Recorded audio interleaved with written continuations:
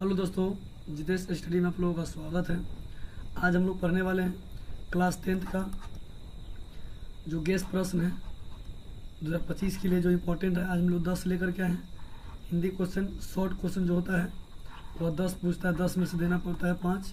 तो आज हम लोग VVI 10 क्वेश्चन देखेंगे जो एग्ज़ाम में आने की संभावना है। चलिए तो शुरुआत करते हैं।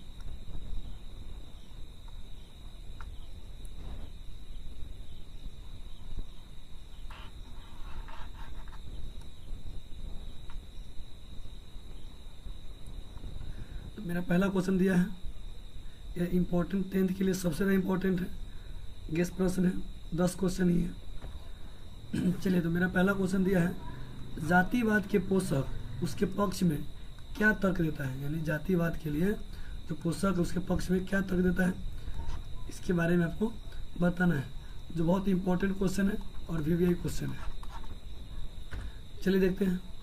दिया है जातिवाद के पक्ष में इसके पोषकों का तर्क है कि, यानी जातिवाद के पक्ष में पोषक का तर्क है कि आधुनिक सभ्य समाज के लिए, यानी आधुनिक अगर हमारा समाज जो आधुनिक समाज है, अगर चाहते हैं कि कार्य कुशलता के लिए अगर कार्य अच्छा से हो तो है ना, तो श्रम को विभाजन आवश्यक माना गया, यानी श्रम का बंटवारा माना गया है। और जाति प्रथा भी श्रम विभाजन का दूसरा रूप है, इसमें कोई बुराई नहीं है। यानी कहने का मतलब जाति प्रथा के पक्ष में उसके पोषक यह तर्क देते हैं कि आधुनिक समाज के लिए अगर कार्य कुशलता अच्छा से हो चाहिए तो हमें काम का बंटवारा कर देना चाहिए, क्योंकि जाति प्रथा भी श्रम विभाजन का दूसरा रूप है, इसमें कोई बुराई नहीं है। यही कहने का इनका मतलब है। अगला क्वेश्चन देखते हैं। अगला दिया है, खोखा किन मामलों में अपवाद था। यह 11 में पूछा है, 14 में पूछा है, 17 में पूछा है, 19 से पूछा है। ए मतलब होता है एनुअल और सी मतलब होता है कंपार्टमेंटल एग्जाम में पूछा जाता है। जो बच्चा फेल कर जाता है उसमें जो एग्ज़ाम दोबारा होता है उसी को बोलते हैं कंपार्टमेंटल एग्ज़ाम। चलिए तो देखते हैं इसके आंसर। दिया है, सेन साहब की 5 पुत्रियां थी। सेन साहब कितनी पुत्रियां थी? 5 पुत्रियां थी, है ना। पुत्र का जन्म तब हुआ, यानी खोखा का जन्म तब हुआ जब संतान की कोई उम्मीद नहीं थी, यानी सबसे बुढ़ापे अवस्था में किसका जन्म हुआ था? खोखा का सबसे बुढ़ारी अवस्था में जन्म हुआ था। अर्थात सेन साहब को पुत्र तब नसीब हुआ जब पति पत्नी दोनों बुढ़ापे के अंतिम पड़ाव पर पहुंच चुके थे। यानी सेन साहब जब बूढ़े हो गए थे तब जाकर के 5 लड़की के बाद एक लड़का का जन्म हुआ जिसका नाम खोखा था। खोखा उसको सब प्यार से बोला था, उसका नाम था कासू था, है ना। इसीलिए खोखा जीवन के नियमों में क्या था? अपवाद के साथ साथ घर के नियम को भी अपवाद था। यानी वह अपने जीवन के नियम में तो अपवाद था ही, लेकिन इसके साथ साथ वो घर के नियम में भी क्या था? अपवाद था। जो भी नियम था उनके 5 लड़कियां पर लगती थी, लेकिन खोखा पर कोई नियम नहीं लगता था। इसीलिए कहा गया खोखा अपने जीवन के मामले में और घर के मामले में क्या था? अपवाद था। चलिए अगला क्वेश्चन देखते हैं।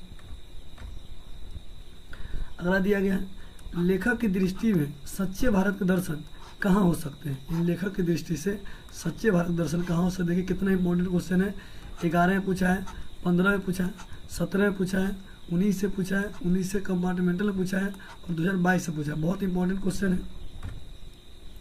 चलिए तो लेखक का कहना है कि लेखक की दृष्टि सच्चे भारत के दर्शन गाँव में हो सकते हैं। उनके कहने का मतलब है अगर हम चाहते हैं कि सच्चे भारत के दर्शन करें तो कहाँ करना होगा? गाँव में करना होगा, क्योंकि वहाँ के जो लोग हैं वह भूमि पे और प्राकृतिक रूप से शुद्ध रूप में रहते हैं। यानी भूमि से लेकर के प्राकृतिक रूप से वह शुद्ध रूप में और शुद्ध वातावरण में रहते हैं। वे गांव में ही है। भारत की आत्मा निवास करती है। यानी अगर आपसे पूछा जाए कि भारत की आत्मा कहाँ निवास करती है तो गांव में निवास करती है। सच्चे भारत के दर्शन ग्रामीण जीवन की सादगी, त्याग, प्रेम, उत्कृष्टतम पारस्परिक संबंध आदि में देखने को मिलता है। अगर उन्हें सीधे कहने का मतलब है अगर हम लोग सच्चे भारत का दर्शन करना चाहते हैं तो वह गांव में हो सकता है, क्योंकि गांव में सब लोग भूमि से जुड़े हुए हैं, प्राकृतिक रूप से जुड़े हुए हैं और वहाँ पे सब शुद्ध वातावरण है और जहाँ पे भारत का आत्मा निवास करती है। चलिए अगला क्वेश्चन देखते हैं। मेरा अगला क्वेश्चन है,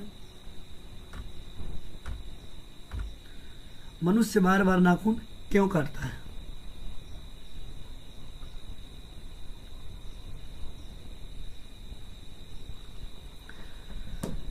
क्वेश्चन दिया है, मनुष्य बार बार नाखून को क्यों काटता है? मनुष्य, चलिए आंसर देखते हैं। इसका आंसर दिया है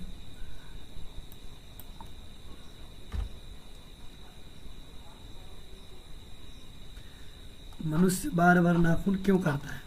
तो देखते हैं, यह पूछा गया है 15 में, 20 में, और इम्पोर्टेंट क्वेश्चन है। यह फर्स्ट और सेकंड दोनों से लिए पूछा गया है 2020 में, याद रखिएगा, अच्छा क्वेश्चन है। तो कहता है नाखून किसका प्रतीक है? तो पशुता का प्रतीक है। ऑब्जेक्टिव पूछता है नाखून किसका प्रतीक है? तो पशुता का प्रतीक है। मनुष्य की पशुता को जितनी बार काटा जाता है वह उतनी ही बार जन्म ले लेता है, और मनुष्य की वह अपने से पशुता को निकालकर सच्चे अर्थों में मनुष्य बना रहना चाहता है। अतः पशुता के प्रतीक नाखून जब भी बढ़ते हैं तब मनुष्य उन्हें काट देते हैं। कहने का मतलब है नाखून बार बार क्यों काटते हैं? तो नाखून जो है पशुता का प्रतीक है, और मनुष्य के अंदर अभी भी पशुता का गुण है, जिसके कारण नाखून यह याद दिलाती है कि अभी तुम वही मनुष्य हो जो पहले एक बानर रहा करते थे और अपना नाखून से अस्त्र के रूप में उपयोग करते थे। और यह मनुष्य सब सोचता है कि अब मेरे अंदर का पशुता क्या है, खत्म है, लेकिन यह जन्म लेकर के यह बताती है कि तुम अभी भी पशुता हो, क्योंकि तुम्हारे अंदर का जो गुण है वह पशुता के समान है। इसीलिए मनुष्य इसको क्या करता है, बार बार काट देता है और यह बार बार बढ़ जाता है।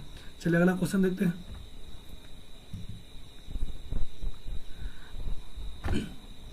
अगला क्वेश्चन है, लेखक के अनुसार सफलता और चरितार्थ क्या है? यानी जब लेखक का बात किया जाए तो सफलता क्या है और चरितार्थ क्या है, इसके बारे में बताना। यह 2018 में पूछा गया इंपॉर्टेंट क्वेश्चन है। तो हजारी प्रसाद द्विवेदी जी कहते हैं कि सफलता का संबंध मनुष्य के भौतिक विकास से है और चरितार्थ का संबंध उसके आत्मिक विकास से है। यानी हमारे सामने में जो वस्तु पड़ा हुआ है वह भौतिक है, भौतिक वस्तु है, और उससे जो मिलता है, जो उसमें हमें सफलता मिलती है वो हो गया सफलता। लेकिन हमें जो आत्मा को संतुष्टि मिलती है, हम जो अंदर से खुश रहते हैं वो हो गया आत्मिक, उसी को बोला गया चरितार्थक, और जो बाहरी सामान उसे बोला गया है सफलता।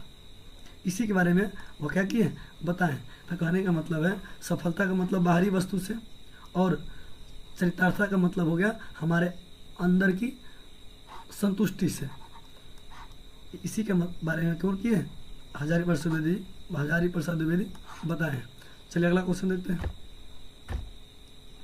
अगला क्वेश्चन है, कवि किसके बिना जगत में यह जन्म व्यर्थ मानता है? इंपॉर्टेंट क्वेश्चन 2022 से पूछा गया है। तो कहते हैं राम नाम के बिना संसार में जन्म लेना व्यर्थ है।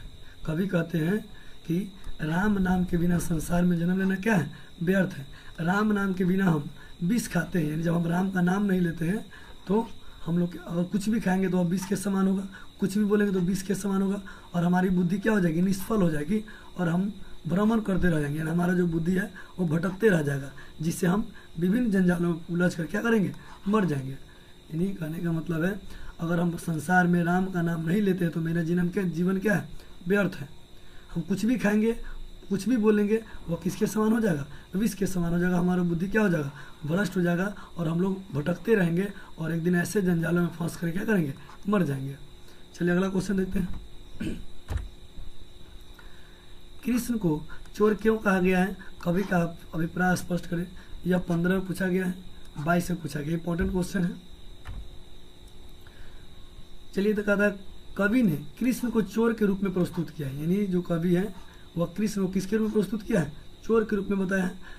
कृष्ण अपने अपरूप सौंदर्य में बंद कर गोपियों को चित्त हरण कर लेते हैं। यानी कृष्ण को जो भी देखते थे वह उनके ऊपर क्या हो जाते थे, मोहित हो जाते थे। दूसरे को चित्त यानी मन को अपने वश में करने के कारण ही कृष्ण क्या कहा गया है, चोर कहा गया है। यानी कहने का मतलब है कृष्ण को चोर कवि इसलिए कहते हैं कि कृष्ण को जो भी देखते थे वह उसके चित्त को क्या करते थे, चुरा लेते थे, हरण कर लेते थे, इसीलिए कृष्ण को क्या कहा गया, चोर कहा गया। अगला क्वेश्चन देखते हैं। अगला क्वेश्चन है, कवि अपने आंसुओं को कहाँ पहुँचाना चाहते हैं और क्यों? यह 19 से पूछा गया क्वेश्चन है, इंपॉर्टेंट क्वेश्चन है। तो दिए कवि घनानंद अपने आंसुओं को सुजान के आंगन में पहुंचाना चाहते, क्योंकि सुजान उनकी क्या थी, प्रेमिका थी। सुजान उनकी क्या थी, प्रेमिका थी। और उसी के आंगन में वह क्या करते हैं, पहुंचाना चाहते हैं, ताकि सुजान उसके विरह वेदना से परित होकर, यानी जो उनसे अलग हुए, उनके जो दुख दर्द हो रहा है उनसे अलग होकर के अपने दर्शन को देकर उसकी संवेदना को क्या करे, दूर कर सके। इसलिए वह अपने आंसुओं को सुजान के आंगन में पहुंचाना चाहते हैं। अगला क्वेश्चन चलते हैं। अगला दिया है, मंगम्मा ने अपना धर्म नहीं छोड़ा कैसे, यानी मंगम्मा दही बेचती थी और वो अपना धर्म नहीं छोड़ी कैसे। चलिए इसके बारे में जानते हैं। देखिए, तो मंगम्मा का अपनी बहू से क्या था, झगड़ा था। बहू से क्या था, झगड़ा था। और बहू के कहने पर बेटा भी साथ छोड़ जा देता है, यानी जब उसकी बहू कहती है कि अपनी माँ के साथ नहीं रहो, तो उसका बेटा क्या करता है, उसके माँ के साथ छोड़ देता है। उसके पास थोड़ी सी पैसा, वह दही बेचती, जिससे उसके पास क्या था, पैसा था, जिसे एक रंगप्पा नामक क्या था, व्यक्ति हड़पना चाहता था। उसके गांव में एक रंगप्पा नाम का व्यक्ति था, जो क्या था, जुआरी था, जो उस पैसों को क्या करना चाहता, हड़पना चाहता था। वह बार बार उसका पीछा करता रहा, यानी रंगप्पा जो था मंगम्मा से पैसा लेने के लिए बार बार क्या किया था, पीछा करता था। लेकिन वह अपने कर्म पथ पे यानी वह अपने रास्ते पे चलती रही और इस प्रकार अपना धर्म नहीं छोड़ी। अगला क्वेश्चन चलिए, मेरा लास्ट क्वेश्चन है। कहता है, लक्ष्मी कौन थी और उसकी पारिवारिक स्थिति का चित्र प्रस्तुत करें। लक्ष्मी कौन थी और उसकी पारिवारिक स्थिति का चित्र प्रस्तुत करें। यह 11 में पूछा गया है, 12 में पूछा गया है, 13 में पूछा गया है, 14 में पूछा गया, 16 में पूछा गया। बहुत इंपॉर्टेंट क्वेश्चन है, बहुत वीवीआई क्वेश्चन है, आप लोग इसको अच्छी तरह से देख लीजिएगा। चलिए इसका आंसर देखते हैं। दिया है, तो लक्ष्मी जो थी वह उड़ीसा के दिलई बांध के किनारे रहती थी, यानी एक दिलई बांध है उड़ीसा में, उसी किनारे वह रहती थी। उसका पति लक्ष्मण था, वह कलकत्ता में रहता था, कलकत्ता में नौकरी करता था। इन लक्ष्मी के पति का नाम क्या था, लक्ष्मण, जो कलकत्ता में क्या करता था, नौकरी करता था। उसके 4 संतान थे। बड़ा जो लड़का था उसका अच्युत्य नाम था, 2 बेटी थी और एक गोदी में एक छोटा सा लड़का था। उसको 1 बीघा जमीन था। उसके पास पूर्वजों ने कितना छोड़ दिया जमीन, 1 बीघा, और कुछ माल जाल यानी मवेशी थे। जमीन में बाढ़ और सूखा खेती नष्ट कर देनी, या तो हमेशा बाढ़ से ग्रस्त रहता था या तो सूखा से, क्योंकि बांध के नीचे उसका घर था। इसलिए लक्ष्मण के भेजे हुए पैसे से, जो लक्ष्मण पैसा भेजता था उससे, और दूसरे घर कमा करके कुछ पैसे जमा करके अपना गुजारा करती थी। यही है लक्ष्मी और लक्ष्मी का स्थिति। फिर समझ लेते हैं। लक्ष्मी उड़ीसा के दिलई बांध के नीचे रहती थी, है ना। उसका पति लक्ष्मण कलकत्ता में क्या करता था, नौकरी करता था। उसके 4 संतान थे। बड़ा लड़का का नाम अच्युत था, 2 लड़की थी और गोदी में एक छोटा सा लड़का था। उसके पास 1 बीघा जमीन था और कुछ मवेशी था, और वह जमीन बाढ़ से या सूखा से क्या रहता था, नष्ट हो जाता था।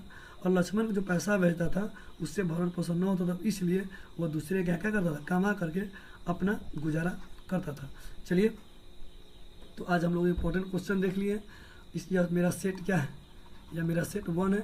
हम सेट इसी तरह 10 से लेकर के आएंगे, और इस 10 से एक भी क्वेश्चन हमारा बाहर आने वाला नहीं है। चलिए, तो आज के लिए इतना ही। जय हिंद।